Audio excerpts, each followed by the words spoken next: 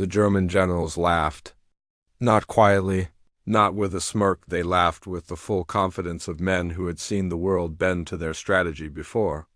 In a smoke-filled room in occupied France, maps sprawled across the table. They mocked the Americans. Supply lines?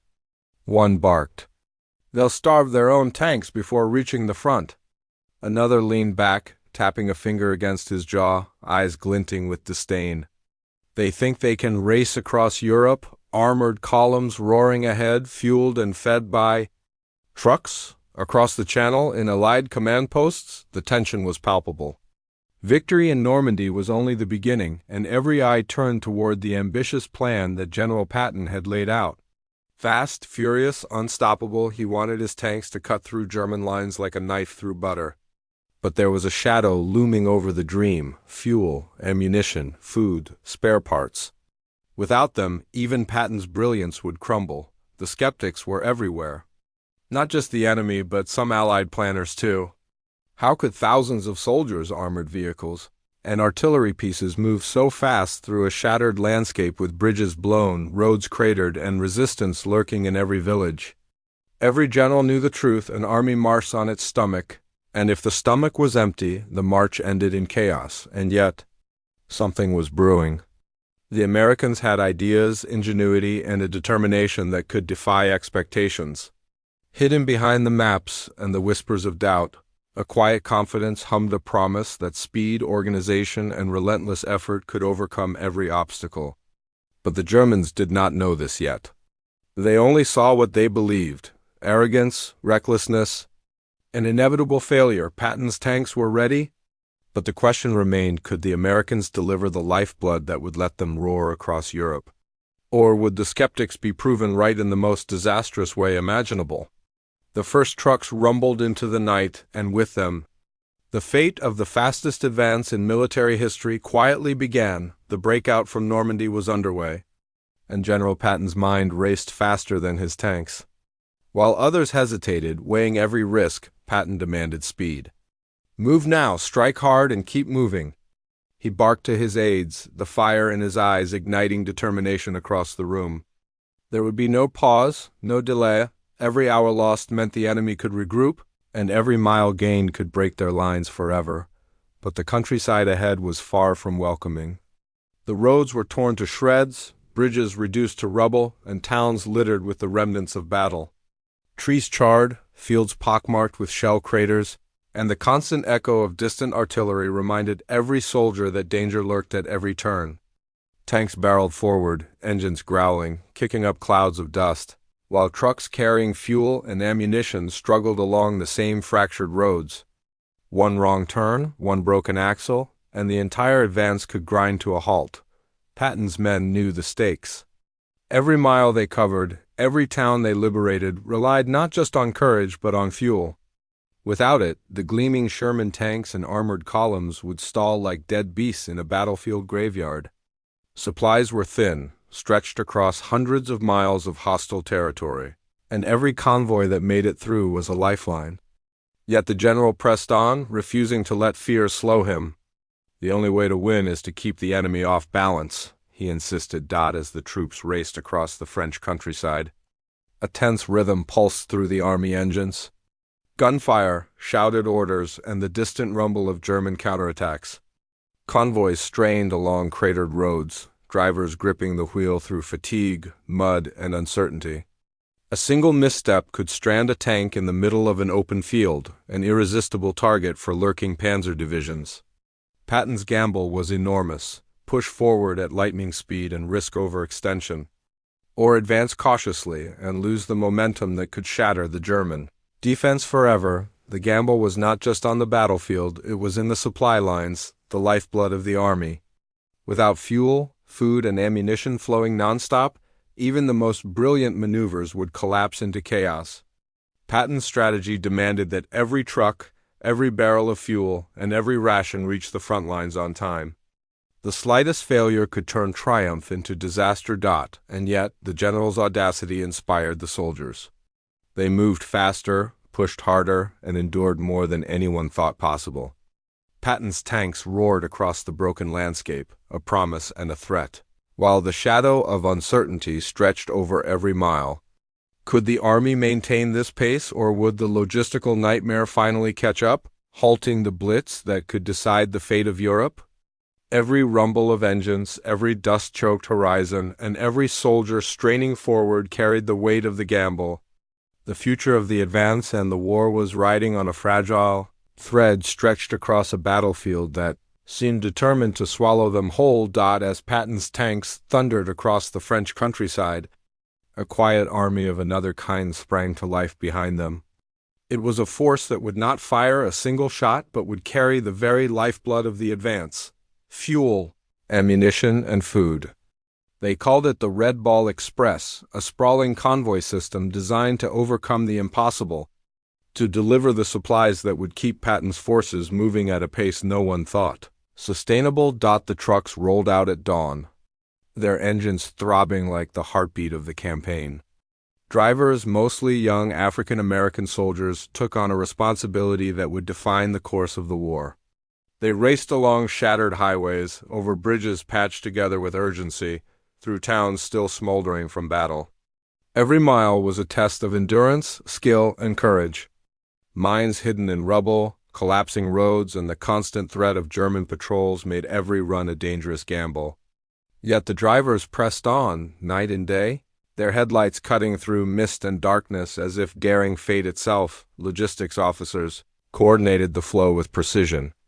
Supply depots became orchestras of motion, each truck leaving exactly on time, every crate and barrel accounted for. It was an operation of staggering scale, thousands of miles of routes, hundreds of trucks, and countless men, all moving in sync to a rhythm that determined life and death on the front lines. The innovation was breathtaking, a living testament to American ingenuity under pressure.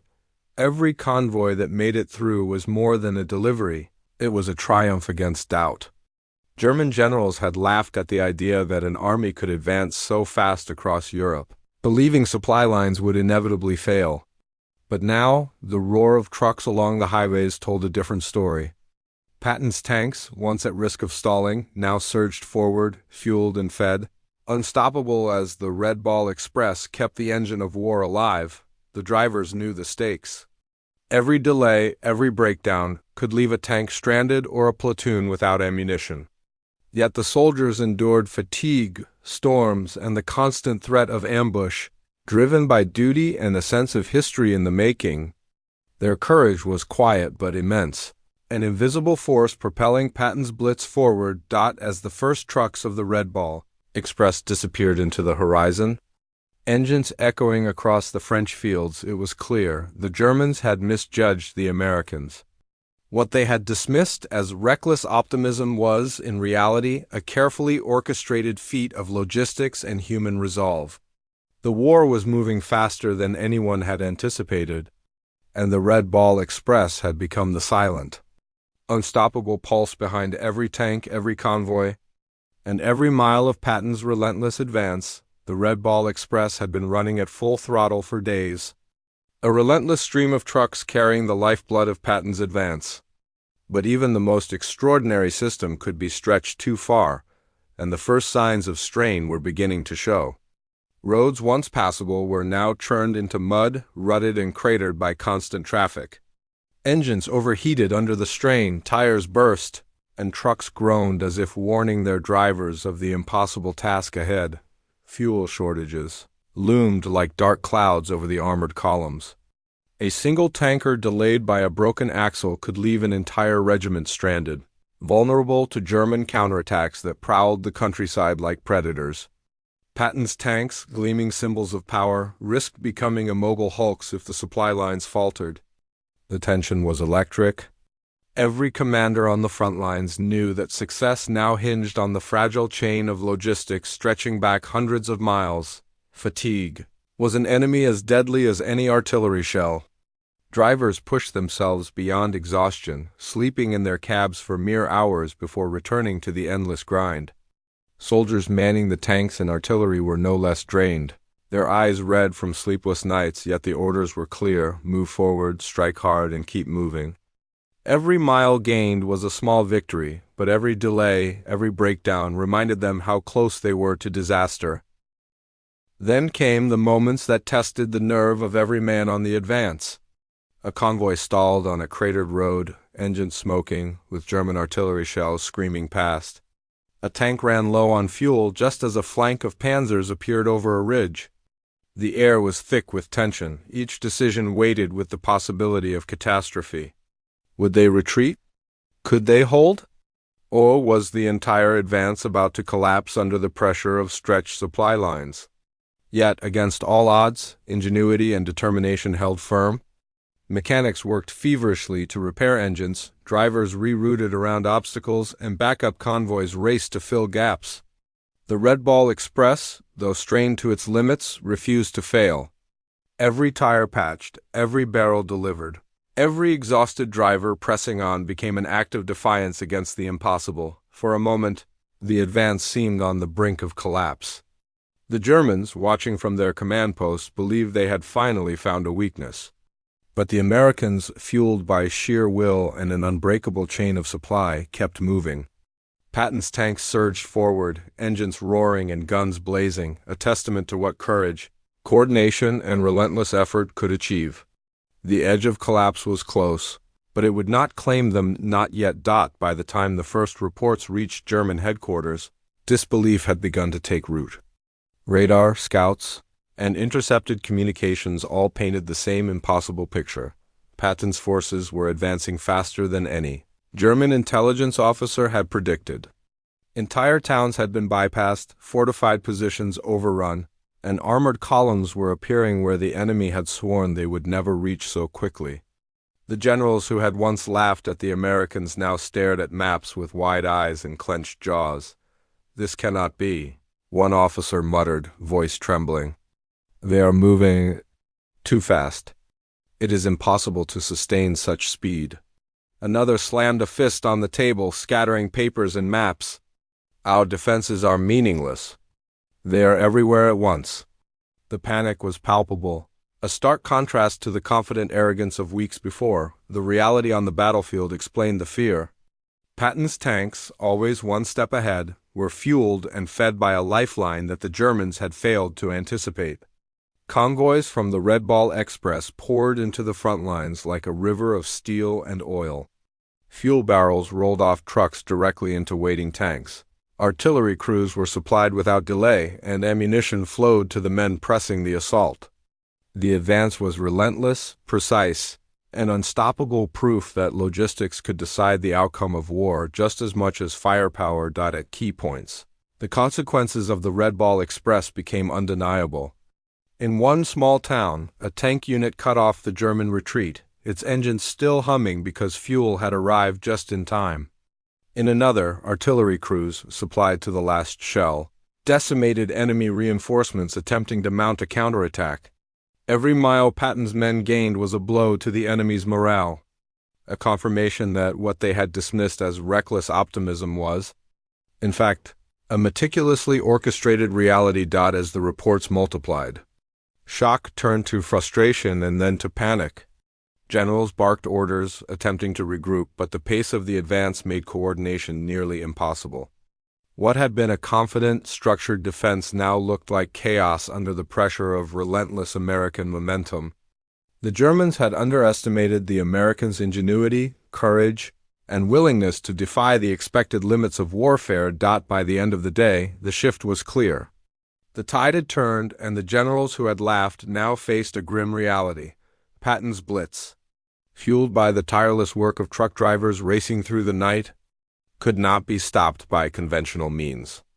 The shock that began in disbelief now fueled a desperate attempt to salvage what remained of their defenses, but the Americans were already beyond the next ridge. Unstoppable and seemingly everywhere at once, the war's momentum had shifted in a single, terrifying lesson: logistics could be as deadly as any weapon, and those who underestimated it would pay the price in blood and territory. The sun rose over the scarred French countryside, casting long shadows across a battlefield that had become a theater of relentless motion. Patton's army surged forward, engines roaring, treads churning mud and dust, guns blazing with the fury of men determined to seize every mile. The Red Ball Express, the silent pulse behind every advance, had kept the army moving at a pace no one thought possible.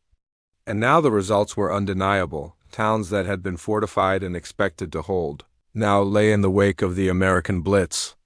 German soldiers retreated in confusion, abandoning positions and equipment as the armored columns struck with precision. Patton's tanks, still fueled and fed by the tireless truck convoys, pressed relentlessly, bypassing resistance and cutting through the lines like a knife through canvas. Every mile gained was a testament to human endurance, mechanical reliability, and logistical brilliance. In the convoy lanes, drivers, exhausted but unbroken, laughed and cheered as their deliveries ensured victory at the front. They had raced through rain, mud, and darkness, dodged mines and enemy fire, and now witnessed the direct impact of their work. "Without us, they wouldn't be here," one young driver whispered, eyes fixed on the distant columns. Behind him, a line of trucks stretched as far as the eye could see, each one carrying the tools of survival and conquest. The soldiers on the front lines felt the difference as well. Tanks never stalled. Artillery never ran dry. Food reached the men at the exact moment they needed it. The momentum of the advance was intoxicating, a reminder that courage alone was not enough without the invisible arteries of supply that sustained it. Generals watched in awe as orders were executed flawlessly, and the pace of the advance left German commanders scrambling to respond. By nightfall, the map of northern France had been redrawn. Strategic towns had been captured, key roads secured, and the enemy's defensive lines shattered. The Americans had achieved what many had called impossible: a rapid, sustained armored advance through hostile territory, all made possible by the unbroken chain of the Red Ball Express. It was a triumph on wheels, not just of strategy and firepower, but of human perseverance, ingenuity, and relentless determination. The convoy drivers, the mechanics, the soldiers, and the generals had all played their part, and together they had rewritten the rules of war.